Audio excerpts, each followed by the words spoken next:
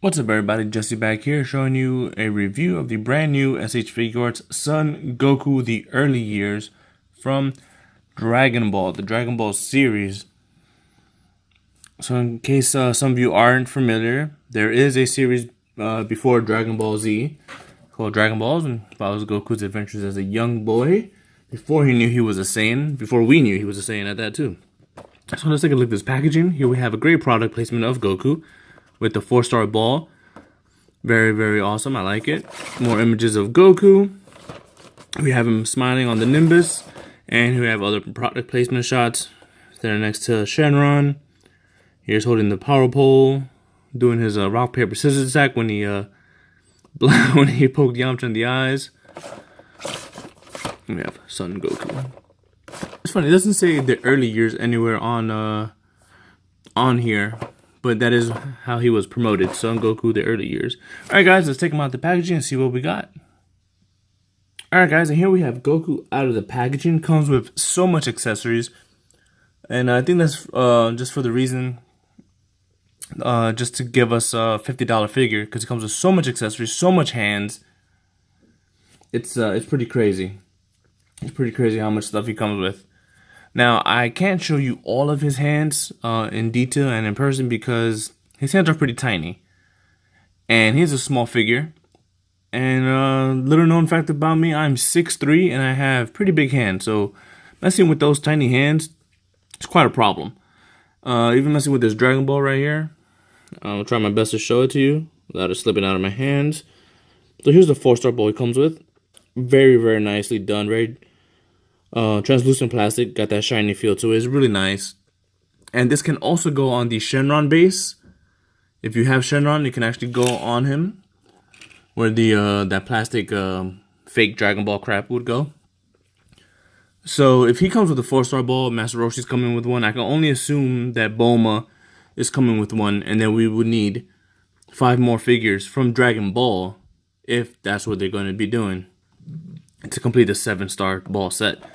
So let's take a look at his hands. Here we have him real quick. He comes with 2 fist hands right there. Let's get a closer look. Give me 1 second, guys. He comes with 2 peace sign hands or scissors hands for his rock, paper, scissors attacks. Comes with regular martial arts fighting poses. 2 hands right here for holding his power pole accessory. 2 karate chop hands. 2 blasting hands and/or paper from rock, paper, scissors. And he comes with either Kamehameha hands and Dragon Ball holding hands. You can use them for both.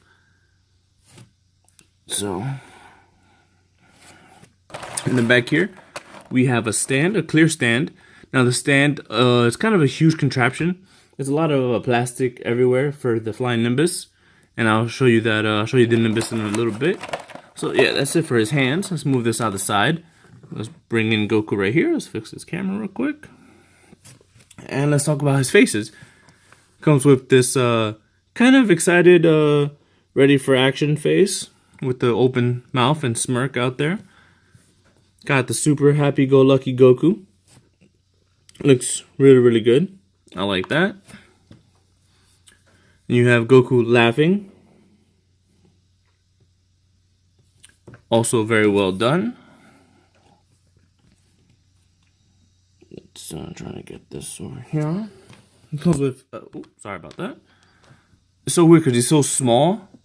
And he's so small, so like I don't know if the camera's capturing him properly. it's so weird having to deal with that. Comes with a straight tail, so you can have him hanging on something, which is awesome. Comes with his regular tail.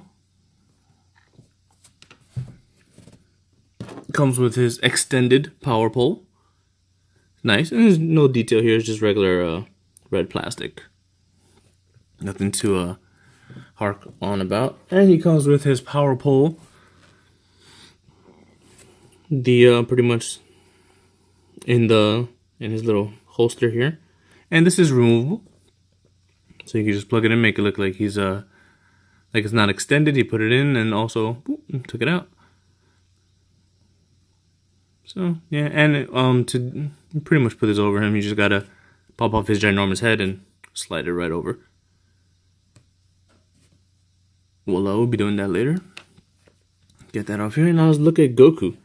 So this figure is a lot smaller than I thought it would be. At the same time, it's so weird dealing with these joints because it's so tiny. Like, he gets lost in my hand. Like, when I first took him out of the packaging, I was like, holy shit, like, what am I gonna do with this guy? He's so tiny. And yeah, and a lot of people say that he's not that proportionate to the show. He's not that accurate to the show. I beg to differ. Like, his head was really this big. The only thing I would say is that he should be maybe a little bit chubbier. Maybe a little bit shorter and a little bit chubbier. But then, you know, you're gonna pay $50 for a figure that's like this tall. You know, from here down. Like, come on. That's not right. I don't think tamashii would be stupid enough to do that to us. But overall, I mean, they captured his likeness good from the show. You know, I kind of wish, since it's the early years, I kind of wish it was, you know, when we first met Goku in Dragon Ball, when he had the blue gi, which I might get another one of these guys just to do that. But I think this works really well for Kid Goku. We got his ginormous head. And if you guys are wondering, yes, in Dragon Ball, he did have a ginormous head. That's exactly what it looked like, ginormous head. So to swap out the faces, pretty much the same as the other Figuarts. You just pop that off right there. Just work this off, boom.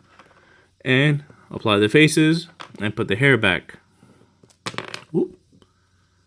So also we took a look at this neck joint right here.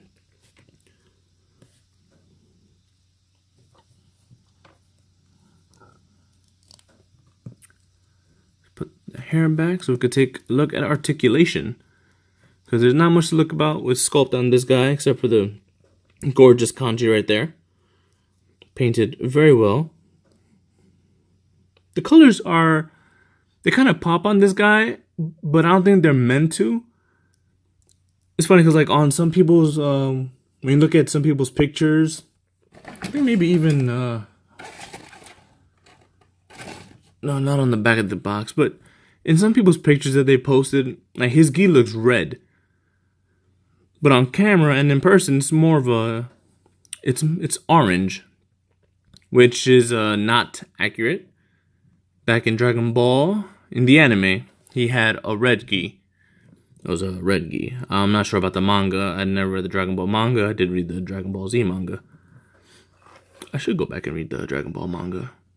But anyway, on to Goku and his articulation. His head can move all the way around. Full 360. It does not move up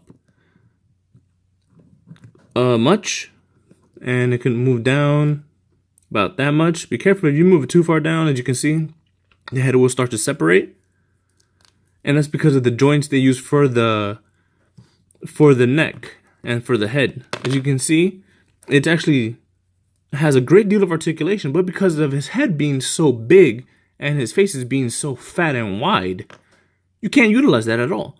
So it's kind of useless to have this motion right here. It's pretty much what they did with Broly. Except Broly, you can actually exercise this right here. You can actually use that joint. Look at that amazing movement you can get. Unfortunately with Goku, you can't do that because he's such a big head. You see? Like, where's the movement? That's pretty much all he gets. If you want to move him down, you start separating right here. So it's kind of weird that they did that. Move a little closer. There is no neck joint. There is no chest joint right here, which is not bad at all. Diaphragm hinge, which is really awesome. Kind of wish they would do that more often. So like, it's funny because this guy implements some things that would work well for the bigger figures, the larger figures. And it makes me wonder why they haven't done it. So you see the hinge there. So you can pop it off. And he also has a little waist joint right here. Go full 360 if you wanted to. Let's get that back down. His sash is a floating rubber piece. And it also can be moved right here. So you get the, wind blowing effect, which is also pretty cool. I'm glad they're doing that now. Now for the arms. I am super happy with tamashii for what they did with these. This is something I wish they did with the original 2.0 releases. And I think moving forward, they should use these kind of joints. They're not going to, because if that was the case, they would have done it a long time ago. They would have done it with Super Saiyan 3 Goku, God Goku, Yamcha, whatever. There's a joint here, and it's cut diagonal. So if you're going to move the sleeve with the shoulder, so you can move the shoulder by itself, apart. You don't need to use this joint right here.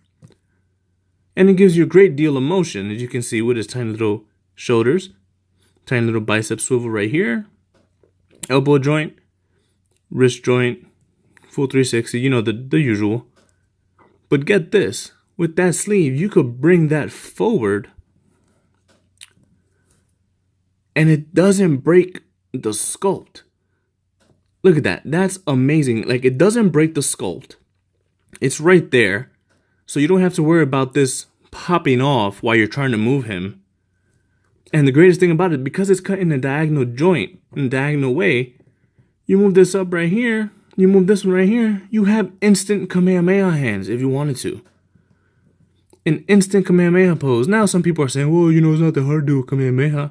No, it's not that hard if you've practiced it enough. But look, come on, let's be serious, guys. With the older figures, getting him into the proper Kamehameha pose with the hands, you know, where they need it to be, can be quite, you know, you have to switch the bicep over to this side and move this arm a little bit down and bend it a little bit. But no, look, this, now it could be just because his arms are shorter, but if this was on a full-size figure, it would be the same thing, because look at how it's cut. It's cut so beautifully in there that it's part of the sculpt itself. So this isn't going to pop out on you like the other sleeves would, you know? And it's not pegged in there. It's part of it, which I think is beautifully done. Like, I don't know why they don't do this on the larger scale figures. This is amazing. I'm super happy with this. Like, look at how fluid that is. Look at how fluid that is. It doesn't break the sculpt, and it doesn't cause it to come out a lot like the butterfly joints do. It looks so natural that way. So I'm really happy with that. I'm super pleased with that, and I kind of wish that they would do that with the other ones, but I don't think they're gonna keep that. So that kind of sucks. But yeah, really well done. They got an A+ in my book for that. And all right, so down for the legs. This is kind of weird. This is a mix of the 1.0 and the 2.0. So from here, you can see, okay, look, excuse me, guys. So you can see from here, it's pretty much 2.0, right? Wrong. If you move this up here, you can see he actually has, excuse me, Goku. He actually has the old 1.0 ball joints in there. Oh, sorry, almost fell. And these right here, these are just kind of like pegged on there, like they just snap in there, which is kind of cool. It still offers you the same deal, you know. You can do the splits, could kick that far, go that far, you know.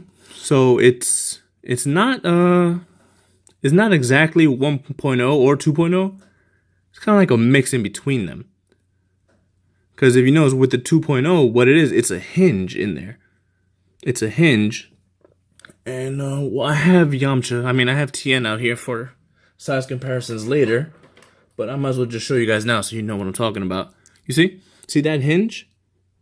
It's so much different compared to what Kid Goku has. He has the regular 1.0 ball joints, but he has the 2.0 caps on there. So that's kind of cool. I like that. It's executed well. As you guys can see while I'm moving him around, it's all very, very nice, very fluid. It's not going to impede any kind of articulation or posing. So his knee joints, here we go. Ugly little knee joints, but I can see what they did there. He's a smaller figure. But I just wish that, you know, they did a little bit better. It's kind of ugly. You're only going to get, you know, this much range out of it. Guys, also be careful with these right here. since they are just like clipped on there, they will fall off, but it's nothing. It's not, you didn't break it or nothing. It's just gonna fall off from time to time. So yeah, got these ugly knees. And these are the knees that Tamashii was actually working on giving us way before we got the 2.0. The 2.0 knees.